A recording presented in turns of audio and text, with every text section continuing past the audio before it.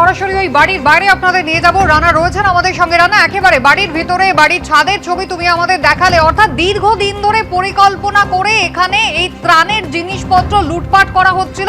গতকাল রাত্রে ঠিক কি ঘটনা ঘটেছিল আমি একবার জানতে চাই।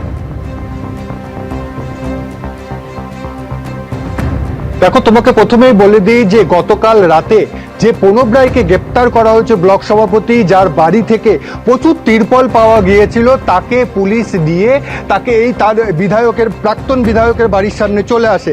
কারণ প্রণব রায়, যেটা পুলিশ সূত্রে জানা যাচ্ছে, যে পুলিশের কাছে স্বীকার করে তার কাছে যে এই বিপুল পরিমাণ ত্রাণ সামগ্রী, তার মধ্যে ত্রিপল রয়েছে, হুইল চেয়ার রয়েছে, সেগুলো কিন্তু বিধায়ক তাকে দিয়েছিল। এবং একথাও উঠে আসছে যে বিধায়কের বাড়িতে একটি আন্ডারগ্রাউন্ড রয়েছে, তার মধ্যেও কিন্তু থাকতে পারে। এবং সেই মতোই কেন্দ্রীয় বাহিনী নিয়ে চলে আসে এবং তারপরে সেখানে দেখা যায় যে ভিতর থেকে বন্ধ রয়েছে। পুলিশ অনেকবার ডাকার চেষ্টা করে, কিন্তু কোনো রকম ভাবেই কিন্তু সেখান থেকে বেরোয়নি। সেই ছবিটা একবার দেখাতে বলবো ক্যামেরা পার্সনকে, যে এই যে বাড়ির গেটের যে ছবি, সেটাও যদি দেখায়, যে সেখানে একটি বিশাল মূর্তি রয়েছে গণেশের, একেবারে কাঠের যে দরজা, কিন্তু বাড়ির ভিতরে কাউকে না দেখতে পেয়ে পুলিশ কিন্তু এখানে সারা রাত পাহারা দিয়েছে।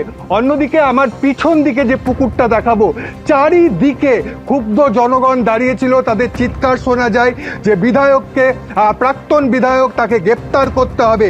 এই অভিযোগ কিন্তু বারবার আসছিল এবং সকালবেলাতেও কিন্তু দেখা যাচ্ছে যে কেন্দ্র বাহিনী এখানে রয়েছে।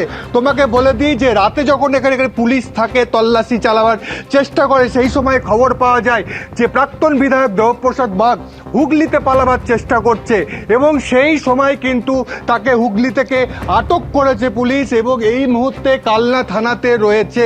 এবং যেটা মনে করা হচ্ছে যে সেই ব্লক সভাপতি যাকে আটক করা হয়েছে, যিনি জানিয়েছেন যে এই যে ত্রিপল থেকে শুরু করে যে হুইল চেয়ার যা পাওয়া গিয়েছে, তার সমস্ত কিছু এই বাড়ি থেকেই এসেছে এবং এই বাড়িতে আরও থাকতে পারে।